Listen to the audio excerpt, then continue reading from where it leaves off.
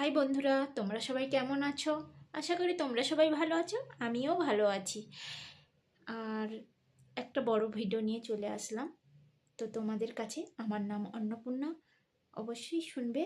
দেখো, পুকুরের জল আমরা সবাই ব্যবহার করি, কাপড় কাচি, বাসন মাজি, স্নানও করি, কিন্তু আমরা পুকুরের জলটা ব্যবহার করার জন্য, খাওয়ার জন্য না।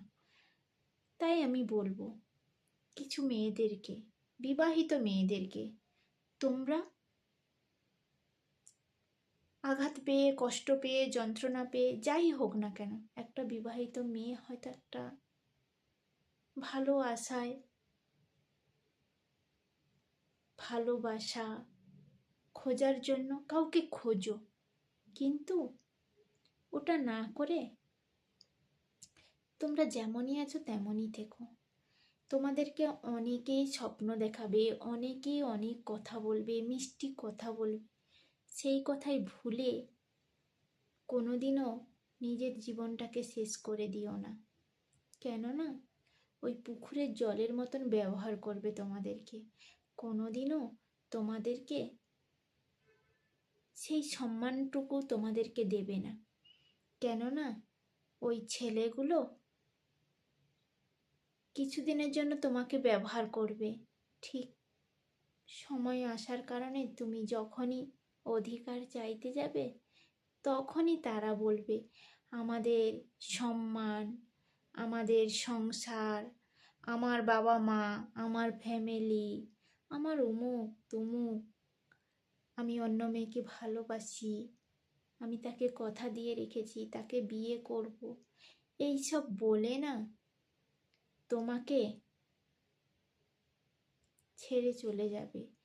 কেননা তোমার দুঃসময় ওরা তোমাকে কেউ পাশে রাখবে না।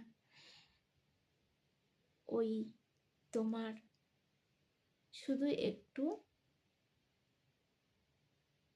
ভোগ করার জন্য ওরা থাকবে, এর বেশি সময়টা থাকবে না। তাই বলবো তোমরা আগে থেকে সাবধান হয়ে যাও।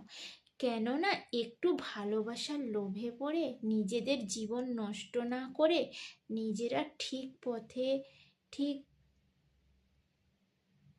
ভাবে এগিয়ে যাও, বা বাঁচো, লড়াই করো, সব কিছু করো, কিন্তু নিজের জীবনটাকে নষ্ট করো না।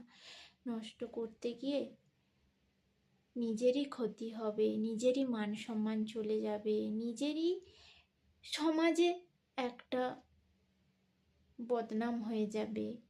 তার থেকে ওদের কিছু যায় আসবে না, তোমারই ক্ষতি হবে। তার থেকে তুমি নিজে থেকে কষ্ট হলেও নিজের মতন করে বাঁচো। এই মানুষ কত কিছু প্রলোভন দেখাবে, ওই প্রলোভনে না পড়ে নিজের জীবনটা ঠিক মতন গড়ে তোলো। টাটা।